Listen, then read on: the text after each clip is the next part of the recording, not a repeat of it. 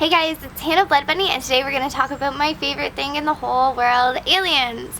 So you might know I am a semi-professional UFO researcher. I used to work for Alien Mysteries on Discovery Channel, where my whole job was just researching alien abductions. So it was the best job ever, and it was super cool, and so I'm really into researching this kind of stuff. So on that note, people ask me have I ever seen anything personally? And I've seen a couple things. Okay, so really quickly, I just want to talk to you about how we talk about seeing UFOs. We usually use this scale called the Hynek scale. So you've heard about this for sure. It's like close encounters of the first kind, close encounters of the second kind, etc. So close encounters of the first kind would just be seeing stuff, like a light or a body in the sky, which is mine aren't that interesting, so all of mine are just that. Close encounters of the second kind would be where some sort of physical evidence is left behind, like maybe debris or radiation or some sort of burn on a victim.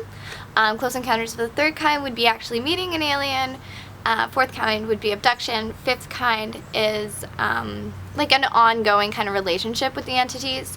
Sixth kind is death, which is super, super rare. And I only know of one case, but also super terrifying. Super terrifying.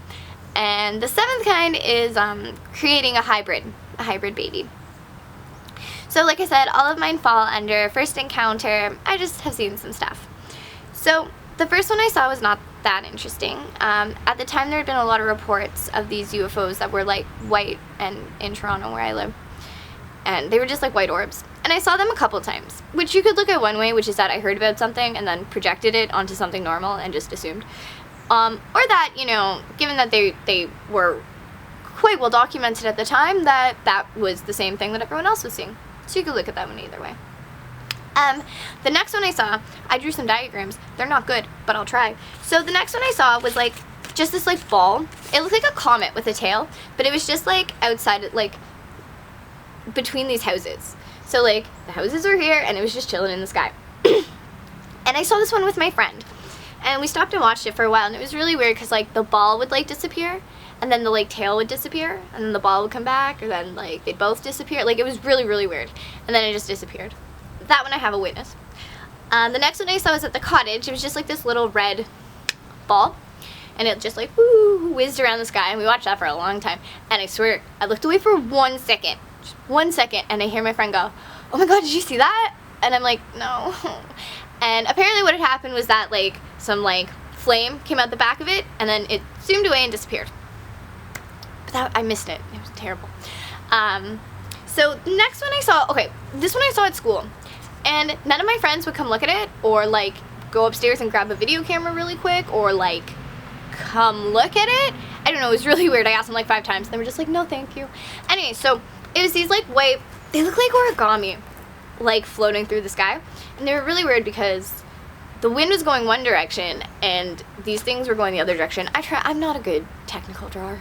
So they kind of look like this, and they were white. And see, wind, motion, really weird. I also drew a Porygon from Pokemon because that's what it reminded me of. They kind of look like that.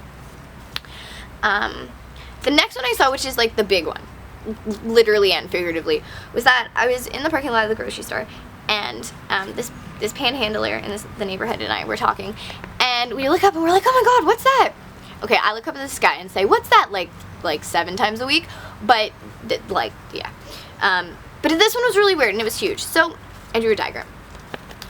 There were these 3 rectangular lights that were cut into sections, and yeah, and it was really foggy, so you couldn't see the actual object. You could just see the lights, and then it looked like it was going this way with the wings here and here, and then it looked like it turned like this, and then you could only see the light on the tip and the wing, but it was huge. So in my diagram, that's the fence, and that's a football field, and that's a forest. So this was really far, and it was huge, and it just kept going, and then it disappeared behind some buildings, and then I lost it.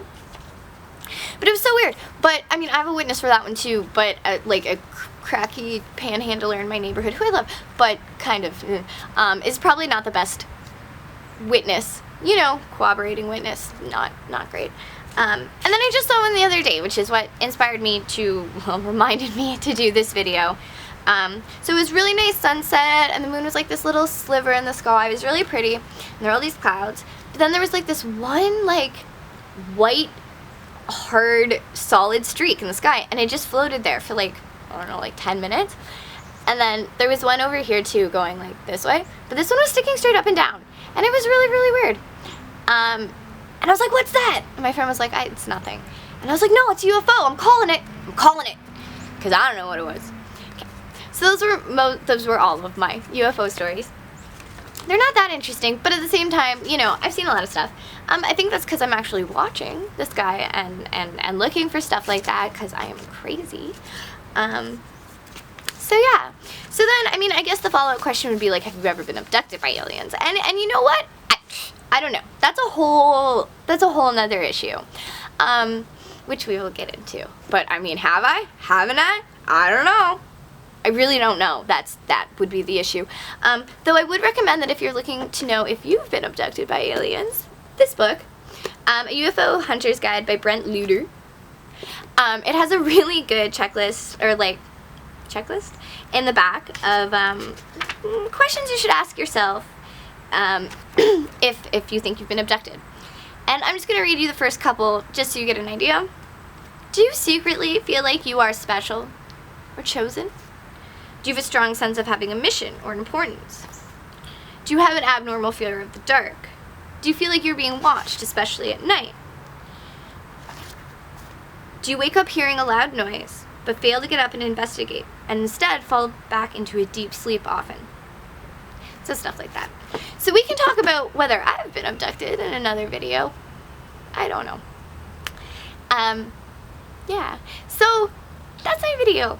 I'm going to talk to you about a lot more alien stuff and a lot more cool stuff, I solemnly swear. You can check me out on all of my other social media. You can follow me on my Facebook, which is Facebook/Hannah Bloodbunny. You can like my page, which is Facebook/official Hannah Bloodbunny. You can follow my Instagram, which is @sweetbunnyblood. You can follow my Tumblr, which is hannahbloodbunny.tumblr.com. And I think that's it. YouTube, which you've already found. Thanks for watching, guys. I hope you enjoyed it.